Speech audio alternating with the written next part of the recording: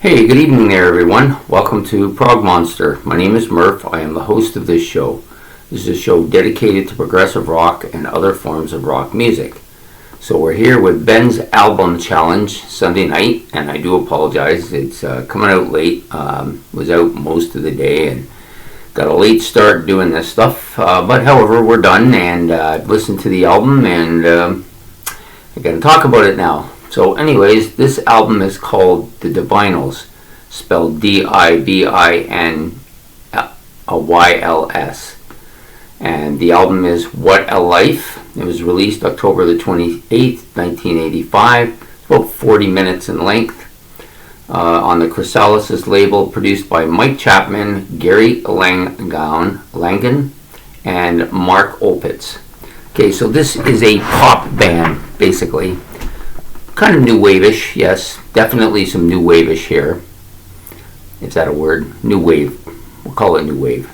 New wave, kind of poppy. Got some heavy pop in here too, not just your run-of-the-mill pop. Some decent guitar, some good keyboards here. The vocalist is probably the centerpiece of this band. She has a bit of a range. The first song is very marshmallowy like, and then the rest of it's kind of got that, is deeper.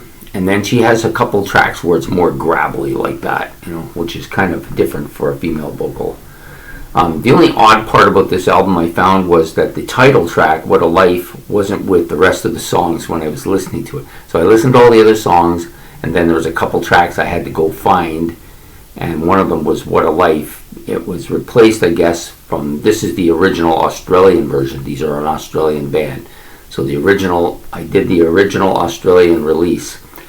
The one that was released in the US had removed several of the tracks and replaced them with other tracks. And one of the tracks they removed was the title track. Go figure. Anyways, 11 tracks on here, and coincidentally the track they removed was the one I liked the best. Isn't that always the case, So anyways, it's got, like I said, 11 tracks. Most of the stuff is pretty good. A couple tracks I didn't really care for, but overall, pretty solid album.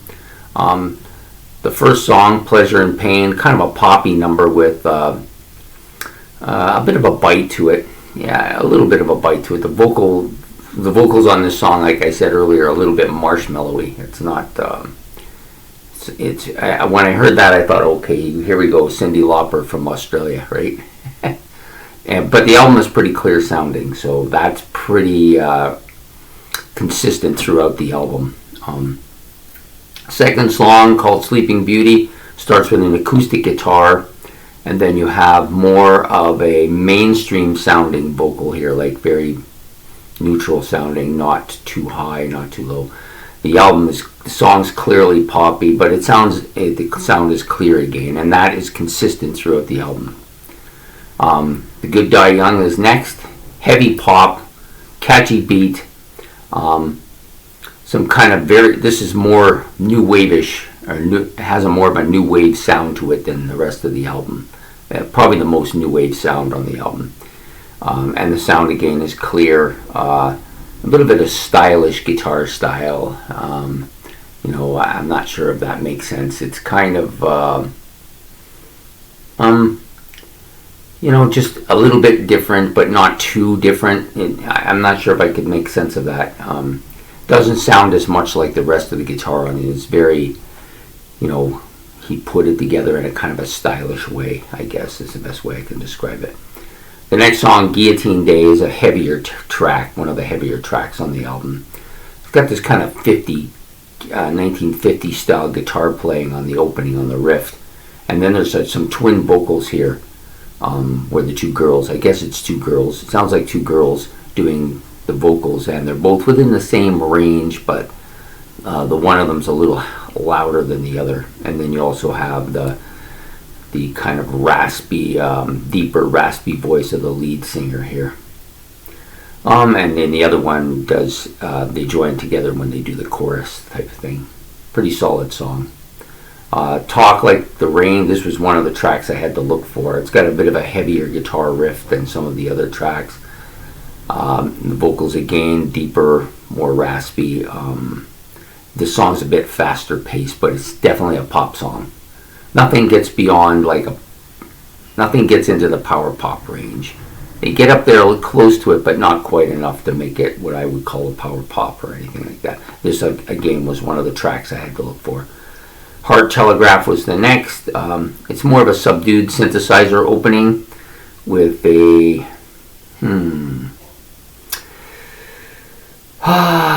it's got this kind of repeating noise that goes on. I'm not sure how to explain it. I guess the synthesizer poppy noise repeats itself throughout the song. It's a fast-paced guitar, very new wave-ish as well. Not as much as the first track I said, but fairly new wave-ish, this song. And the vocals are two vocals, one lead and one on the chorus. So you got one that's the main singer, and then together they sing together on the chorus. The next song, Old Radio, was one of the other tracks I had to look for. Got some odd synthesizer noises at the beginning. Got a catchy bass riff that goes out throughout the song. It's a little bit different than the others. It has more of a bassy sound to it than most of them have more of a guitar sound. And the vocals, again, are kind of raspy here. Heavy raspy, actually. This was one of the better tracks on the album, too. Probably next to the main song, I liked it the best. And, of course, it was one of the tracks that they removed for something else. I never listened to the American version. I only listened to the Australian version. Next one up is In My Life. This is a... kind of a heavy pop guitar riff here. A little bit of the atmosphere on the keyboard. So there's this keyboard droning that goes on, kind of atmospheric, giving the song more depth, I guess. Keyboards are not bad. They use them fairly well here. And then you got, again, the vocals. Okay, the next song, Paradise, is the only song on the track I missed because I squeezed it in with my notes and didn't see that I squeezed it in with my notes until I got to doing the video. So we're going to not be doing that one. So forgive me for that. I just put too many notes on the What a Life, the title track, and squeezed that one right out of the picture. So I apologize for that. Maybe I'll go back and listen to it just to see if I missed anything. What a Life is the main song, which of course I couldn't find initially, and apparently it was removed off the American album. Catchy riff here. The guitar solo was bitey. It's a little bit more aggressive than most of the other songs, and the vocals are a little bit quirky here. I don't know if that makes any sense. I guess it's just the lyrics, the way they put the lyrics forth. It's a little bit more quirky. I like this song the best on the album. It was my favorite.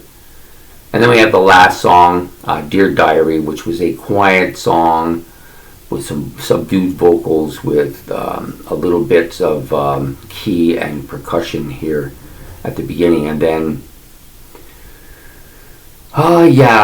that's the first part. And then the second part, it gets a lot heavier, more of a drum beat. The vocals are heavier at this point, and it ends with a kind of heavy guitar riff. So it's a song that has kind of two parts to it. It's the only song like that on the album where it's kind of broken up a bit. I think it's because it's the longest track on the album as well. Not a bad song. I like the back half quite a bit. The front part kind of turned me off a bit, and then once it kicked into that, I liked it a little better. Overall, I think the album has some very interesting songs. Definitely got that new wave bite to it, but it's definitely poppy. The female is like I said, the strong part of this album. She has good vocal range, going all the way up to that Marshmallow song, but spending most of her time in that kind of raspy, kind of deeper voice. She's got a good command of her voice, I think. Anyways, that's it for tonight as far as this album goes. The Divinyls, spelled Divinyls for those of you who may have missed that at the beginning. Album is called What a Life from 1985. So I hope you enjoyed this video. If you did, please make your comments about the album, that you know about. It's another Australian band for my upcoming Australian top 25 list. They'll definitely make it. Yeah, they're pretty strong. And if you can, please subscribe. It'd be much appreciated. And this will come out almost immediately after I upload it, as it's about an hour past the time it was supposed to be up. But you know, sometimes you gotta go out, and sometimes it takes longer to get back than you think. Anyways, hope you enjoy this. Take care and have a good night. Bye.